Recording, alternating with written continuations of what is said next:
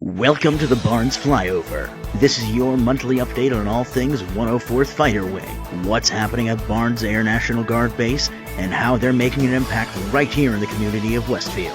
Whether you're here to learn something new, check out what's happening, or just to hang out and listen, this podcast has got you covered. Let's take off into today's episode.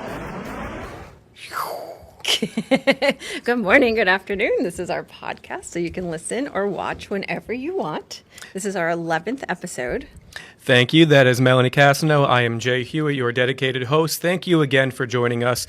Great episode for you on this 11th episode. So we are in double digits officially. We are, yeah. I don't know if we're in season 2 yet. I don't know if we made that decision, but we're still going. We're almost near our 1-year birthday. Next month will be our 12th episode. Yeah, so 1 year. 1 year's old. This is awesome. My bucket list has definitely worked. So we'll have a nice little 1 year extravaganza for you next month. But coming up on this show, we got a lot of fun stuff for you. We have Sara Landaverde from the YWCA here to talk about some very important topics during Sexual Assault Prevention Month. So a little bit serious conversation there that we look forward to getting to. And the YWCA and Sarah will be on base Friday during April RSD to offer their services, and we'll hear a little bit more about what they're going to be offering in a little bit. Yeah. So let's start. We've had some people ask us for our 2 questions. They like it, so we'll keep it short and sweet. Back, oh boy. So, my question here. Question number 1. What was your first paid job? My first paid job, I was a dishwasher / baker's assistant at this little bakery in West Hartford, and I used to have to get in at 4 a.m. and literally make the donuts for the owner, who was like 75 years old and really fun guy. I still do impressions of him every day, so it's a job that has lasted with me. Is that where you learned how to make the ricotta cookies? That is where I learned how to make the ricotta really cookies. Good. He makes them for Christmas. It's where I got my love for baking. Not so much cooking, but baking I love to do. So more so like desserts and sweets than like chicken. But oh, that's interesting. That you know was what? Your first job. Wow. I'm going to ask you the same question because that was a good one. My first job. So I grew up with a landscaping company, landscaping plowing, but my grandfather used to pay us with ice cream. And if you're anybody in my family listening to this, y'all can recognize this. We would work, and he'd get us ice cream. But then after that, I worked for a daycare center, just playing with kids. I was like a helper. Fun job. Yeah, so it was a fun job. Yep. Yeah. All right, second question. Yes. What are you binge watching right now? Ooh. It's like your go-to show right now. If it's it's got to be a show, not a movie. So what is your go-to right now that you and your wife are doing? You know, Kate really got me into, and I don't know if you know this, Love on the Spectrum. Oh, yes, I have seen that. I do like that show a lot. Aww. It's way like more... It's a relaxed show, yeah. Authentic than like The Bachelor or like the Love is Blind. It's, you know, I do like those, yeah. So I guess shamelessly, I would say that one so far. I'm watching Daredevil season 2. Okay. We saw the first episode last night. It was really, really good. Awesome. I'll have to check that out. Yeah. Second question for you. When's the next big vacation you have coming up, if you have one? I know. I go on vacations a lot. I live in the moment, and whenever I can, we go away. I think we're focusing on a camping trip next. We like going out camping. And I think Europe is this year as well because it's our 20th anniversary. Ooh, that'll be awesome. Adam, my husband, promised we'd go on the Rhine River cruise. I don't know if he's still planning that or if I have to jump in and help with the planning, but... Senior, we're locking it in right here on the show. Heard it first. We're going on the Rhine River cruise. All right. Very fun. Let's hear about this fun fact in history. We have our fun fact in aviation history, and we are kicking it off with a good one. April 8th, 1931. What is that? 95 years. Amelia Earhart sets the world altitude record. She I had the notes written down. Oh, thank you. We have 18,450 feet, becoming the first woman to fly an autogyro. Before everyone knows the transatlantic flight in 1932, where she became the first woman to fly across the Atlantic. But a year before that, 1931, she set a world record for highest altitude, and that was in an autogyro, which is a very, very early rendition of a helicopter, essentially. But Amelia Earhart making women aviation history for many, many years and paving the way for all women aviators. So that was a really cool story. When the second I saw that one, that's awesome. Yeah. Yeah, and you have a quote here that she said, the autogyro was the answer to an aviator's prayer, though hard to fly. Imagine that was hard to fly. Yeah, so Amelia Earhart was very advocative of this aircraft, but a lot of people, mainly men, were very against that, and they were saying, no, it's too hard, we don't like it. But she was very prominent that she liked to fly it, and it was easier. All right, so let's get into some community events here, and I'm going to let you take the first one Okay. for your love of sports. All right, we got some hockey. I think it might be the last hockey for a while. So for all you Our hockey season is fans done. here, Yeah. relish it. For all that doesn't like hockey so much, this is the last bit. So there you go. We had two amazing, really great games back-to-back weekends. The first weekend was with the Boston Warrior game. If you might remember the last podcast we had Justin Frankel of the Boston Warriors on to talk about that game and to really hype it up. And it was a great game. It lived up to the hype in every moment. The Barnstormers won. Yeah, they did. I would say it was the best Barnstormer game I've ever seen them play. They played really, really well. It was a fun game. I wish more of you guys had gotten to see it. So next year, when we do this, just remember, if the Boston Warriors come out again, watch that game. Come out and see it. And it was free, correct? It was a free game. Yes. Yeah, it was a lot of fun. A lot of fun. And I think the Barnstormers won by 1 goal, if I'm not mistaken. Honestly, It was I'm close. so sorry that these games were just back-to-back and I can't remember. But I know the Barnstormers won that one. Even with two of the Barnstormers trading sides and playing for the Boston Warriors. I Maybe know, they were a yeah. little inside job. Maybe and they were kind of- helping.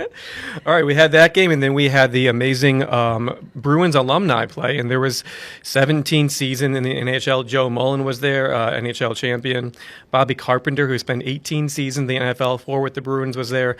A lot of former pro NHL players, and there was a huge chance for 104th members and their families to meet the players, get their jerseys signed, all kinds of Yeah, fun they were stuff. doing lots of raffles and getting autographs, and of course the Bruins won. Close, maybe not such a close game, but it was also a fun game. It was fun. So I was at one point, I was in the box, and like they were like trying to grab each other's shirts, and they were poking at each other. Someone would throw a hockey stick out, and so it was so much fun to watch them just kind of banter with each other, and the coach, not the coaches, but the refs with the coaches, and so it was a lot of fun. So Very cool. And that capped off our amazing hockey year. Great job, Barnstormers, for another great year. Really looking forward to next hockey season. we are, yes, of course. And I think we got some stuff that was in the community. But real quick fact about the Barnstormers hockey, that jersey that they're wearing, they are not making it anymore. There are very few left. If anybody's interested in them, find a hockey player, find me, Thunderbolt Council. If you go to their website, they have them there. But those jerseys are very few left until they're sold out, and they will not make another one with an F-15 on it again. Just shameless plug, I've washed mine like 3 times already. Super crisp. Oh, yeah. It just came out. Yep. All right, so back to our community. I'm going to keep doing this every month now to let you guys know we do mutual aid in the community. This month we had 6 calls. Westfield, 2 March. On 2 March, Westfield Airport, there was a structural fire. On 3 March, there was a residential structural fire, and they needed the tanker for water. That one actually was canceled en route. Then we had one on 9 March. It was Westfield Airport structural. I don't know what RIT stands for. Fire department. I'm going to have to have them get back to me on that. 9 March, It Westfield. means Rapid Intervention Team. Okay, thank you, Pete. There you Thank go. you. I'm so glad you're listening to. Another one on 9 March. That was a busy day. They had a residential structural fire alarm. That one was canceled en route, but they still responded to that. 29 March in Holyoke station coverage. And another one, 29 March, Holyoke Mall. Oh, I remember this one. Oh, wow. EMS assist with the Cataldo ambulance. So every month we're busy with our mutual aid calls. It's a good thing that Westfield has our fire department on our base, and we're ready when needed. That being said, I do hope everyone is staying safe out there. May 4th, I believe, is International Firefighters Day, so we should have some content to highlight all of the hard work that they do. Absolutely. Absolutely.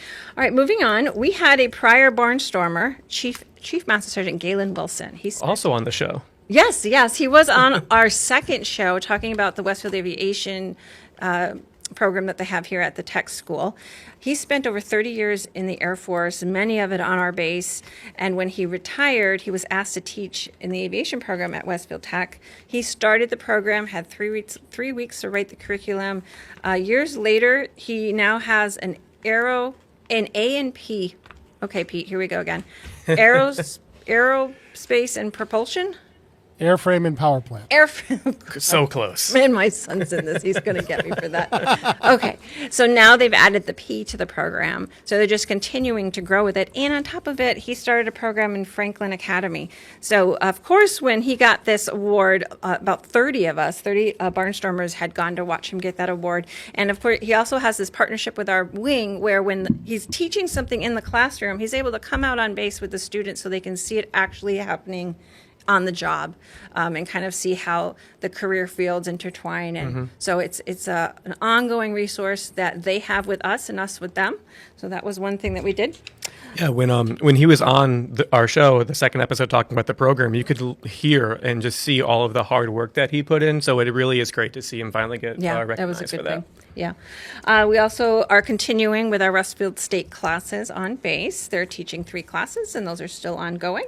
Smith Vocational High School had a tour of our metals tech shop. So our tours, they don't have to be of the Jets or anything. They can be a specific shop. And our metals tech shop hosted Smith Vocational there, and they were learning about the differences between a federal job and like a civilian employment. Civilian employers tend to work on making a certain part and selling it and making money. Federal wants to save money and make as many things as they can just to save money. So there was the differences there. We also did a career day at Kylie Academy, March 17th. We had public affairs, HVAC, CDL driver, and they were all represented. And then a picture here of Jay. He was showing what public affairs can do. And our Matt Abelli, who is in our CE section, who's a state employee that does HVAC, on the spot came up with some rapping song to get the kids involved. It was so funny. Always trying to show me up. He's great. I love Matt. No, that was a great event. It was great to honestly teach everyone what we do, and then I do think I inspired a few kids to go into public relations, so I'll take that as a win. Yeah. Also, just another quick plug here. We have the Chiefs Scholarship still going on. It is due April 15th, open to Westfield School seniors, all Westfield schools. So even if you don't reside in Westfield, but you attend a Westfield school and you're a senior, you are eligible for this scholarship, and the deadline is April 15th. So check out our website, go to your guidance counselors. The deadline's coming up, and you should apply. And that's it for what we did. Now, what do we got? What did we do on the base? That's coming up. That's next week, isn't it? Yeah, it is. Wow. That deadline is coming up. Where did that time go? All right, what we did on base, we had our Catholic Mass that returned to Barnes. The Massachusetts State Defense Force chaplain, Captain John Smeagol, one of my favorite last names of all time. He provided community and confession, and what else do we have on that? I have a quote from Captain Smeagol. "I don't think people understand the sacrifices of the family and all the men and women around the world defending our way of life. I felt called to continue serving after retiring." So it's great that he's still continuing to serve and really help others. And the services he can offer upon request include everything: baptism, marriage, confession, communion, prayers at change of commands, and other events for the base and its members. And we are going to continue to have Catholic Mass now on base. And so, again, this coming drill, Sunday at 11 o'clock in the LRS building, there will be Catholic Mass, and then at 12:30 will be the Christian service. Thank you. I do wish I learned about that baptism one earlier. Did you have Colin has been baptized. Oh, and I didn't know about it. You keep me out of the loop. That it was cute very little boy. small, family only. There actually was another baby there getting baptized, and we were the way better family. The priest was like, "Do you renounce Satan?" The baby was like, "No." No way.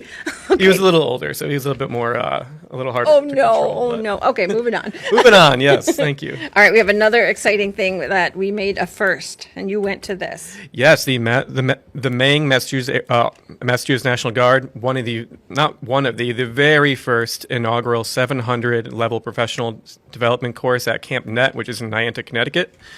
So that happened on March 20. We had approximately 41 airmen from the 104th Fighter Wing, the 102nd Intelligence Wing, the 143rd Airlift Wing, and the 224 Security Forces Squadron. The very first 700 level senior SNCO foundations course across the entire Air National Guard. So the Mass is leading the way. I do have another quote from Chief Master Sergeant Megan Gell, who is the Mang Professional Military Education Commandant. "This course is critical because it sharpens the leadership skills of our SNCOs. This course is critical because it sharpens the leadership skills our SNCOs bring in order to guide today's force. It not only reinforces what we do, but why we do it. So that was a great course. They kicked off that very early in the morning with a fun run. It was awesome seeing the sun come up and hearing seagulls. Very fun area down there. Yeah, there's some good pictures on that on our Divids, and if you go to Divids, you'll find the link to that story also on our Air Scoop. And this course will eventually become a prerequisite for any kind of NCO. Oh, awesome. Yes. Awesome. I like that. Okay. And then So that was really great. We also had our March 28th egg extravaganza. I think we've got some really cool pictures of some peeps on there. About 25 families attended, and it's funny, Lisa Petito and Lisa Pion, so if you say Lisa P, we've got two of them, they were both playing around with the peep there, so you can see pictures of them. Lisa Pion is a mother of a member on base, and she organized this entire event. She did really great. She also comes in weekly to help in the Wellness Center, to help restock shelves and do anything that's needed. So she's one of our wonderful volunteers. Yeah, that was awesome. Happy Easter to everyone. And then we are continuing with our emotional intelligence classes. I've been to 2 or 3. I love going to them. Chaplain Josh Carollo does an amazing job. We had approximately 100 attend Yes. this last round of about 5 classes. If you haven't heard about it, they discuss 4 strategies: self-awareness, self-management, social awareness, and relationship management. So, yeah, about 100 members from the base have attended this class so far. Yeah, and it really focuses on how to deal with conflict and conflict resolution, and going from kind of expectations to results, and kind of is it a reasonable expectation? Is it an unreasonable expectation, and which can lead to different routes of kind of acceptance and conflict and resolution. So really beneficial class. I took a lot out of it. Yeah, that's good. That was great. All right. Okay, upcoming in the community. Let's keep moving here. This April 11th is the annual Salem Muster. We have about 40 members that will be representing the 104th, along with the 102nd will also be there.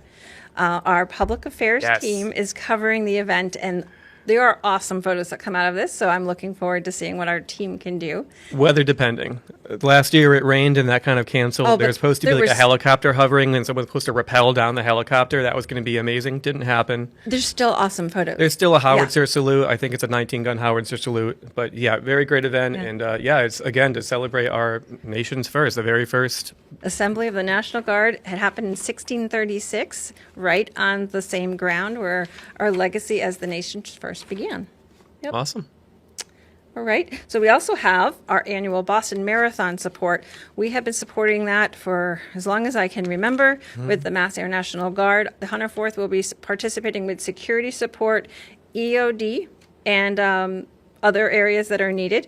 And we also have 9 members from the wing, 9 members from the Mass Air National Guard running, and 2 from the 104th Fighter Wing, Master Sergeant Bill Sabadosa and Staff Sergeant Jeremy Harris. They will be running in this, and they, I'm not a runner, but they had to qualify, and they got in. Yep. So pretty good deal. Also, we're continuing with Westfield State summer classes.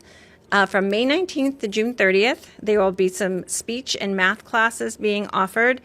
Contact Bento Fernandez, Master Sergeant Bento Fernandez, and retention. The registration form for these classes are on the SharePoint. Something you should know, your CCAF, your Community College of the Air Force, you can only get it while you're still in. If you retire, if you leave the military, you're no longer eligible for it. So think of that. This is an opportunity to use your credits you've earned in your training towards your college credits and get that associate's degree. Take advantage of every opportunity you can while you can. Yep. All right, what do we have coming up with the base? All right, upcoming on base, we have April RSD coming up. Our guest today, Sara from the YWCA, is going to be talking a little bit more about the April 10th from, I believe it's 10 to 12, 11 to 12? I thought it was 11 to 12, but she's going to be here at 10. So, she'll be here from 10 to 12 in the LRS conference room with our Wellness Center support staff. I guess there's going to be a light refreshment served too. So awesome. Yep. And Sara will speak more on that later when she speaks with us. What else do we have going on base here? We are continuing with the religious services. 12 April, we have Catholic Mass and then general Christian worship following. April 12th, we are going to have some... Real quick. Oh, sorry. No childcare for this drill. Yes, thank Just you. remember, Thank you. unfortunately, the funding isn't there, and so there is no childcare for this drill.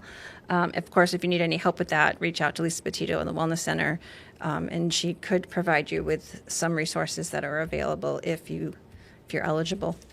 Thank you. EOD will be conducting some detonations on April 12th. We will put out a social media post just letting everyone know. So if you live in the area and hear some sounds, don't be alarmed. They are doing that for training. And then we also have Best Warrior coming up. So this photo, this might have been the third or fourth episode of the Barnes Flyover, but A1C Elijah Harris, he's the guy running with that giant rucksack on and helmet. I believe he has thrown his name into the ring again. He came in 6th place out of, I think, 43 last time? I don't remember, but I know that he came in pretty good for just a couple weeks of training. And that's Shane Coakley with him in the picture there. Shane is also helping him again this year to train for the event. All the best and good luck to that. So the Best Warrior Competition, if you didn't know, is a demanding multi-day event that tests service members on a wide range of tactical and technical skills, which include Army combat fitness tests, a weapons qualification test, a land navigation, a ruck march, and a written exam and board appearances. From what A1C Harris said last year, the land navigation part was probably the most difficult, but also the most fun. So. Oh, really? Okay. All right. Yeah.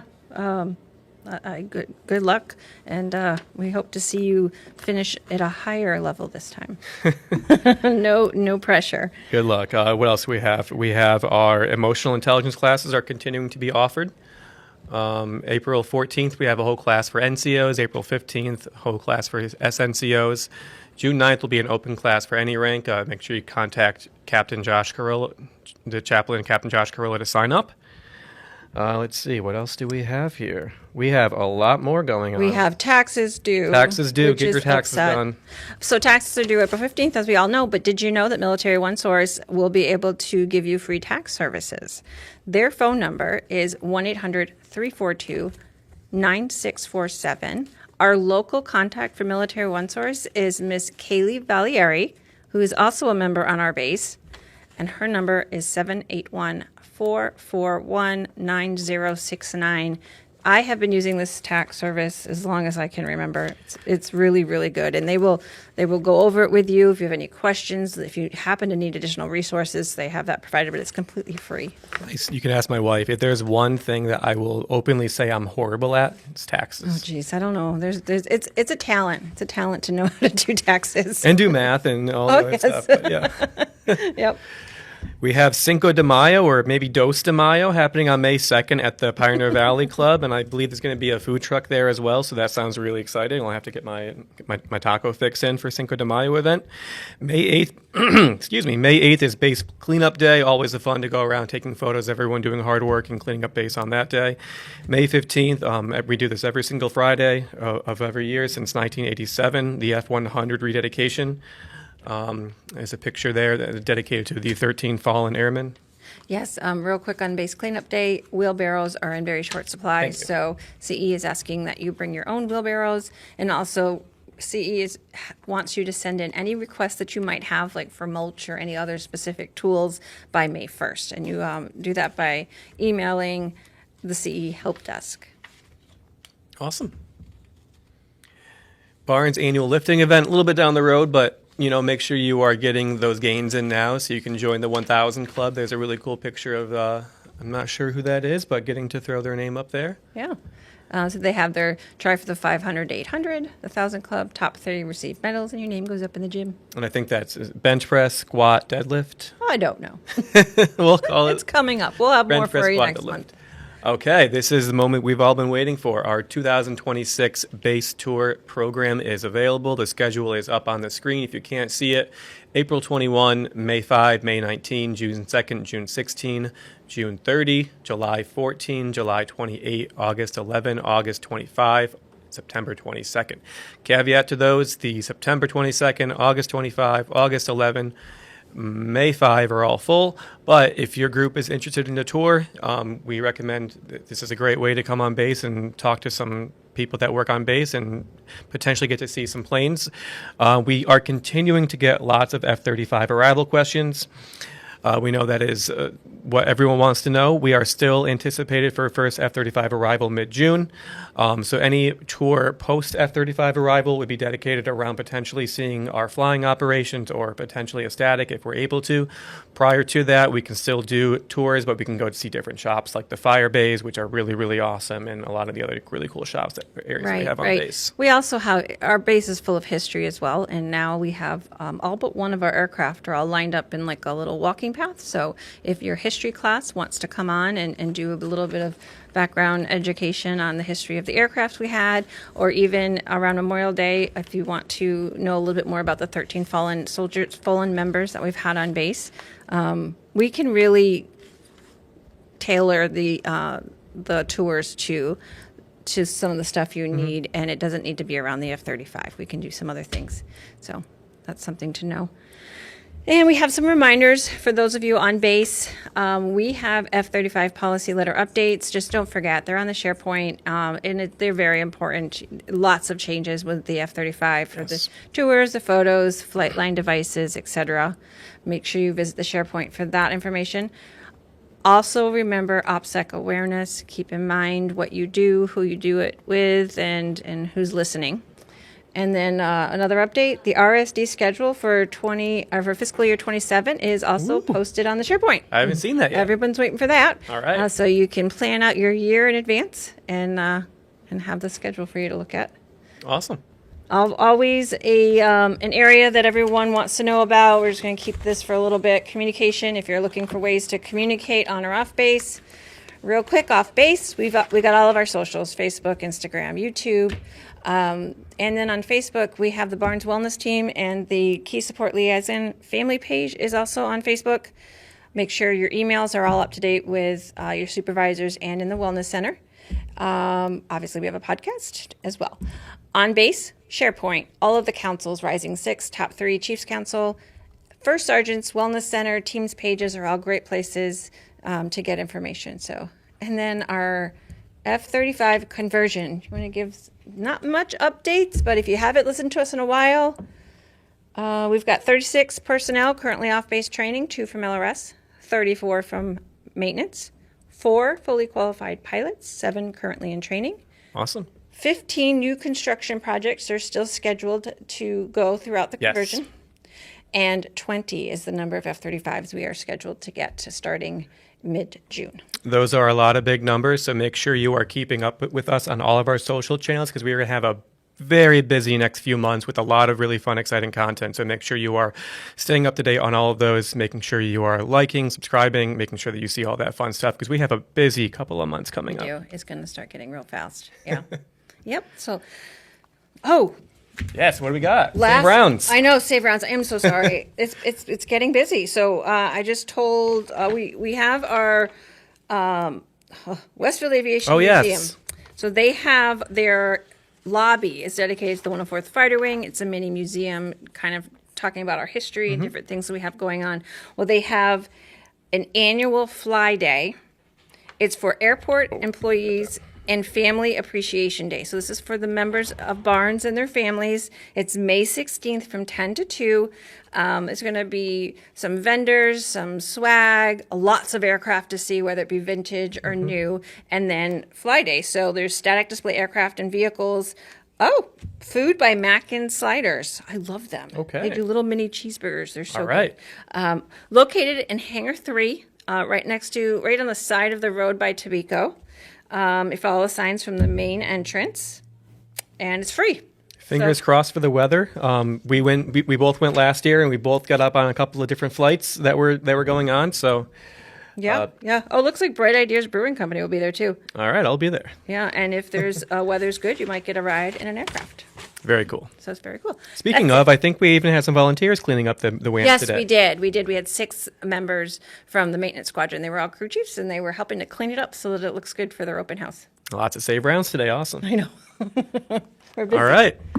We have our guest from the WMCA coming up next. Yes, Sarah will be here, and so stay tuned, and we're gonna just switch over and see her soon. All right. Thank you.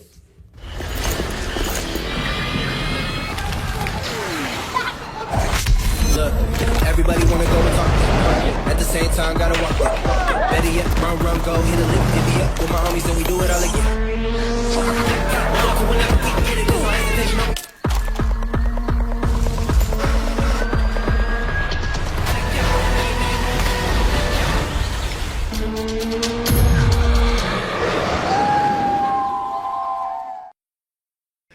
All right, we're back. Welcome back. Welcome back. We have our guest here. I'm so happy you were able to make this accommodation for us. Zoom is always a great way to have any of our guests on here. It's actually very comfortable for us to speak with our guests this way too. So for future guests, you can always come on as a Zoom guest. Absolutely. We thank you for joining, Sarah, from the YWCA. We look forward to everything. Yeah.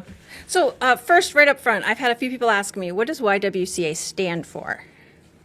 So back in the day, it used to stand for Young Women's Christian Association, but we don't go by that anymore. We just go by YWCA of Western Mass. Okay. I had some people think it was Young Women Children's Advocates, but which is still kind of part of your mission, right? So Yep. Can you tell us a little bit about your mission?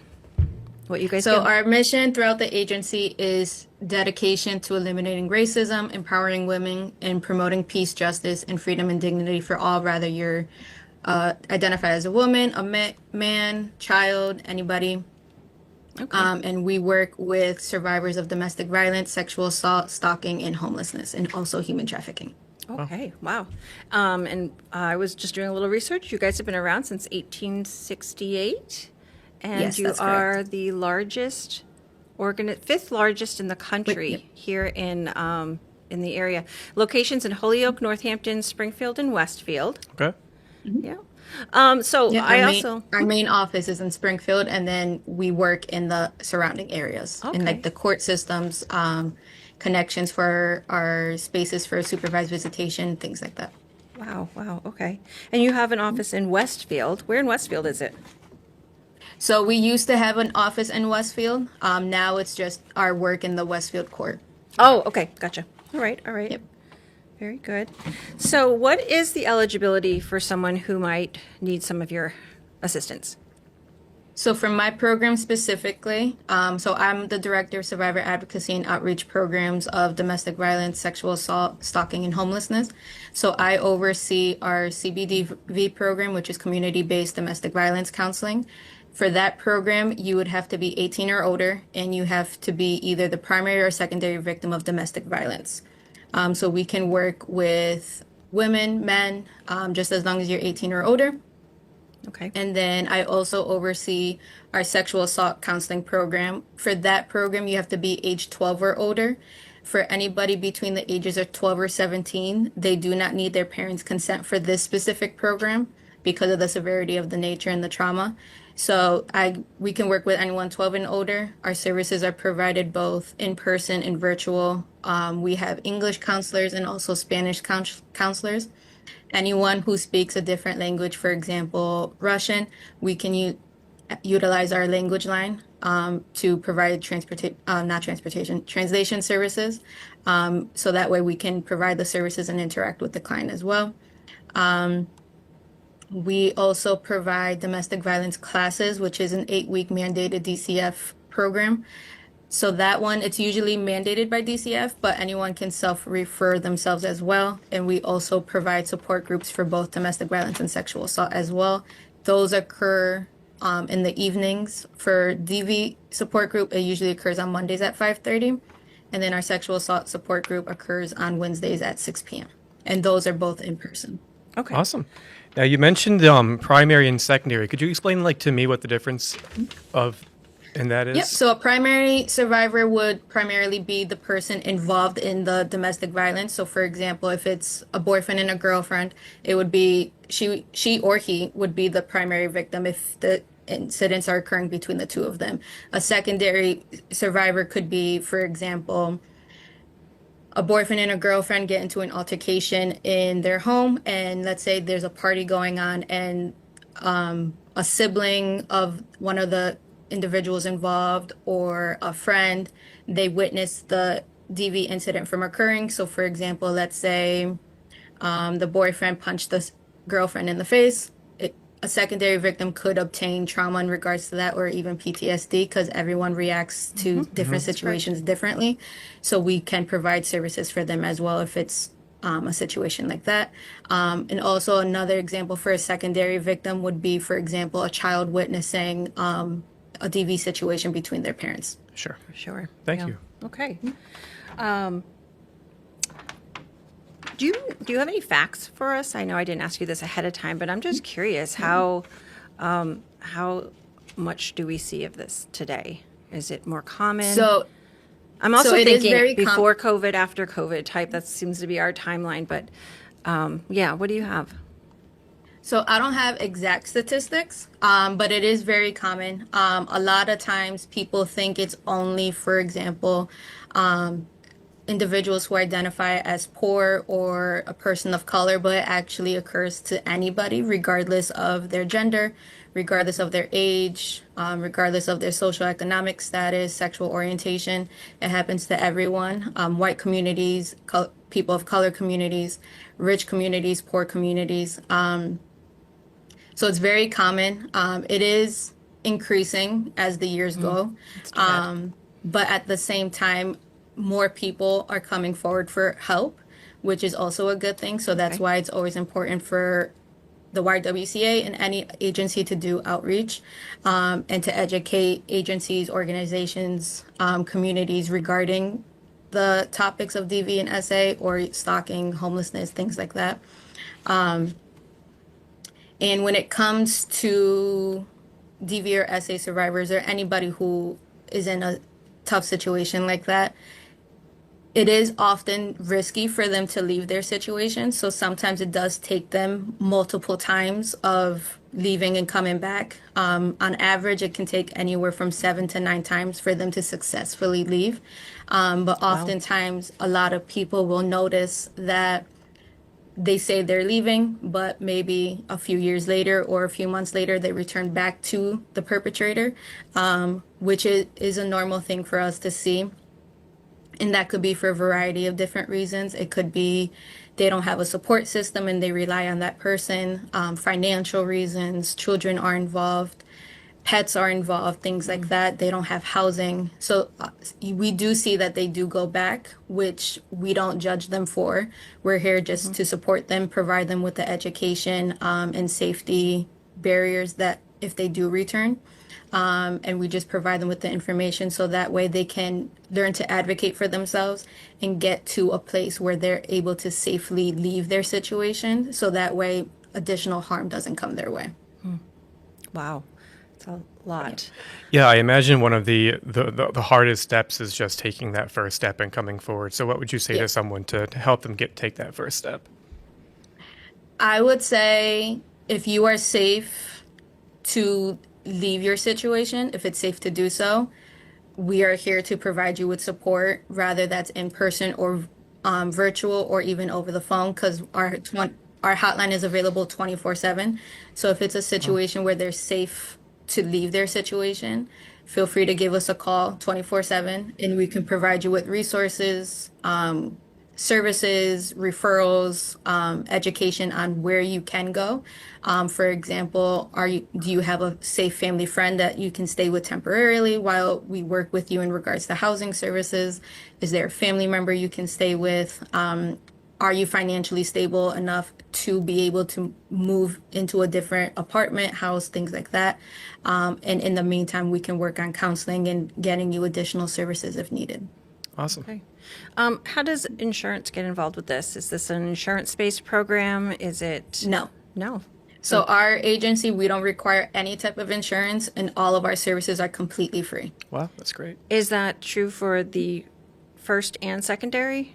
So say it was the children. Yep. Okay. Yep. All of our services, whether you're in DV counseling, SA counseling, if you are in the Children Who Witness Violence program of getting counseling for children, that's free. If you're working with our coordinated entry program, all of our services are completely free and no insurance is required. Wow, that's awesome. Is there a time limit that someone has to only has to work with you, and then they have to find something else, or like only allowed 12 visits, or what does that work? How's that see? Yep. So for my programs, we're primarily short term, which it can be anywhere from about 15 to 20 sessions. But if it's a situation where the client is in need of additional time to meet with us, or if it's a situation where we're still working on goals that they have, we do extend services for a longer period of time. But if they complete all of their goals, they are stable, they feel they're in a good spot where they don't need services anymore, then it would be on closer to a short-term service, but we can extend services to a longer period of time as well. Okay, good to know. Awesome. And how often do you work with the Guard? So I know you're coming, or the YWCA is coming to our base on drill weekend. So how often do you kind of work with Guard units, and do you have any kind of, what's the word? If you have anything that you would say to the military members, because I know we're both prior military, what's the situation with confidentiality? Yes. I know that you work with Michelle Tarka, our DPH, and Mary DeCesar, who's our SARC, and Amanda Winslow, who's also the SARC. And of course, we have our chaplains and everybody in the Wellness Center. But how does that work? If a military member was to come to you, do you need to report it? How does the process work?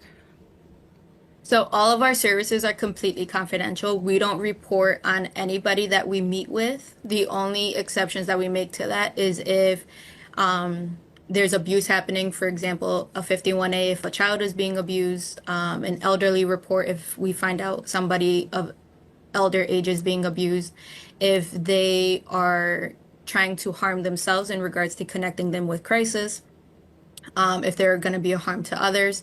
That's the only time where we would break confidentiality. Or if we're being called from, for example, a DCF investigator, those are the only times that we would break confidentiality. Other than that, if there is no release of information letting us communicate to somebody, everything that is discussed between the individual and us stays completely in the room that we're meeting in. Other than that, if they have a release form, for example, let's say I was meeting with one of you and you completed a release form allowing me to speak to, for example, Michelle, then I would be able to contact Michelle regarding your services, and the individual can determine how far that information goes. So for example, if an individual only wants us to tell somebody they're enrolled in services, when that person calls us, we'll say this person's enrolled in services. Other than that, I can't provide you with any information. Or if it's enrollment and attendance, we can say they're enrolled in services, they've been attending, or they haven't been attending, and we leave it at that. We don't get into detail. Even if the release form is broadly open in regards to we can cover anything, we're in the habit of keeping their confidentiality and their privacy. So we'll touch base in regards to we're working on this, but we won't provide any details in regards to what is being discussed. Okay. So you're coming, I think it's you'll be coming out to the base this Friday. Is it you? Or Yeah, one of I will be present to answer any questions. I'll be also in attendance with two of my domestic violence counselors, Melinda and Michaela. They will also be present. They will be presenting the presentation to everyone who will be in attendance. Awesome. And what time is that presentation? So that is at, I believe it's at 11 o'clock. 11 o'clock or 10 a.m.? Let's go with 10 a.m. And it's going to be in the I believe LRS classroom. I want to say it's 10 a.m. Okay, perfect. And it'll be in the LRS classroom. And Michelle, of course, will be over there. Some things that our listeners should know is that if any of this conversation makes you feel uncomfortable or nervous and you want to move away, there will be people there like Michelle and Mary and Amanda available to take you, or you can just walk away and just meet up with them later. And also we have lots of private spaces on the base, so if someone did want to talk to any of you guys separately or want more information and just felt more comfortable having a one-on-one, we definitely have spaces for that on the base. Yes. Yeah. And then if someone were to see this, I'm sorry, go ahead. No, you can go. If someone were to see this and let's say they're not going to be at drill weekend, how would they reach out to you?